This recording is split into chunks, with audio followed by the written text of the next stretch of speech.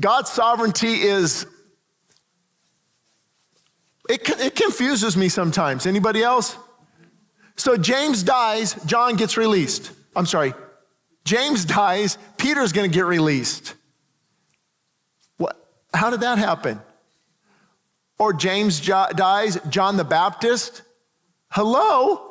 If anybody needs an angel to come and release him from prison, it's John the Baptist. Nope. God's sovereignty gets his head cut off. My goodness. James is killed by the sword. John the Baptist gets his head cut off. What do you think Peter's waiting for? Well, I'm just going to send an angel, put the guards to sleep. By the way, they all get killed because of it. They lost their prisoner. We're going to open this gate and we're going to get you out, Peter. Wow. And here's where it gets tough. Now Peter probably thinks, man, God's always going to get me out of jams. God's sovereignty. I can just walk on water now. No snake, a serpent, or a poison. And then he gets crucified upside down and killed later. Wait a minute, you just delivered me from prison. Now church history shows, the Bible doesn't teach it, that Peter was actually hung upside down because he was crucified upside down.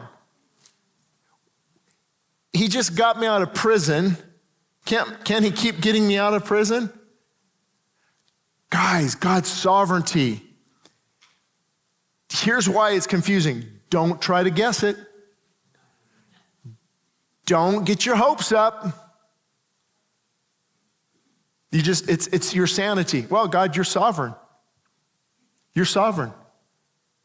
I don't understand. He just healed such and such, but now I'm dying. Wait, I'm confused. Don't be. Just trust sovereignty. Just trust. Just trust. It never makes sense. It never makes sense. God's sovereign, because we try to put our angle on it. Okay, God's sovereignty. He wants me not to have bills, financially set. My Bitcoin's tanking this week. Right, or stocks. Oh my God, sovereignty. He wants me to be healthy like Moses. Until I'm 120. Wait a minute, the doctor said, what? Wait a minute, and right, because we want God's sovereignty to be comfortable. That's normal, I want comfort. But what happens when his sovereignty is anything but? What do you tell the Christians in Iran? Do you know how many people probably really died? But the numbers are startling. I mean, the pictures, it's like a lot, tens of thousands were killed by the government. You see parents holding on to body bags with their kids and stuff. It's like, where's God? Did you know that Christianity is exploding in Iran? And this is facts. This is not just me saying whatever I want to say. Well, where's God's sovereignty? Where is God's sovereignty? We don't understand. He heals somebody else, but somebody else he doesn't. I was just in Santa Barbara a week and a half ago, and I prayed. I actually taught real briefly at I'll say a political party. Don't throw me out.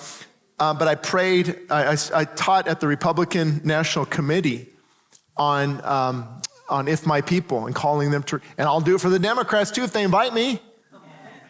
But guess what? Probably not going to. I'm just being truthful. I'll go to independents. I'll go to an atheist group. Right? We'll go to whoever. But a prayer request came up of a 2-year-old with lymphoma and 2 years old. And I'm like, oh, Lord, what's going on? And other prayer requests, I've been healed. It's like, this is such a weird, your sovereignty, God. Or you hear somebody, my prodigal's home. My prodigal's home. And they've only been away from the Lord 6 months. What about the family who's been praying for 16 years? I'm telling you, sovereignty is tricky, isn't it? So here's the key. What's that old hymn? Trust and obey. Lord, I don't understand. But I've also seen things where people have got I remember the hospital couple years ago now, and the daughter, everybody's praying for healing and for sure, but he's got stomach cancer and he's maybe 4 or 5 days left, and I'm praying for him, and I end up doing his memorial, but they were so confused. Like, I thought God was good, and what am I supposed to say? I mean, we're praying, you just don't, because you're trying to explain God's sovereignty. How do you do that when this has to happen with this? And then what about if people who never would have came to the Lord because they watched their dad breathe his last breath? And they said, there's got to be a God. God, I'm coming back to you. And so you see all these things. Trust me, God's sovereignty, it's like, I have no clue how this works. He'll take one, he'll raise up another. He'll heal one, he'll allow somebody else to go to be with their Savior. A young child, he heals a 6-year-old, but then a 12-year-old. It's like, be careful, don't let it jade you, because it can. I've got so many years to live, Lord, why? But I trust you. I trust you. Oh, you can get to a sweet spot, can't you? You can get to a sweet spot when it comes to trust. Because no matter what comes at me, no matter what comes, Lord, though he slay me, I will trust him.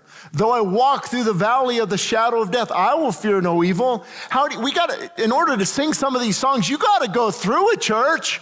You got to go through it.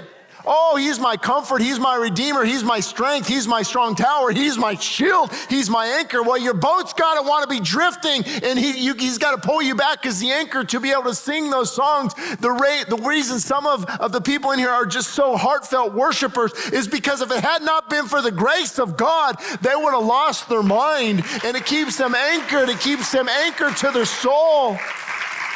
Oh, my God. What a powerful lesson. His sovereignty is your sanity.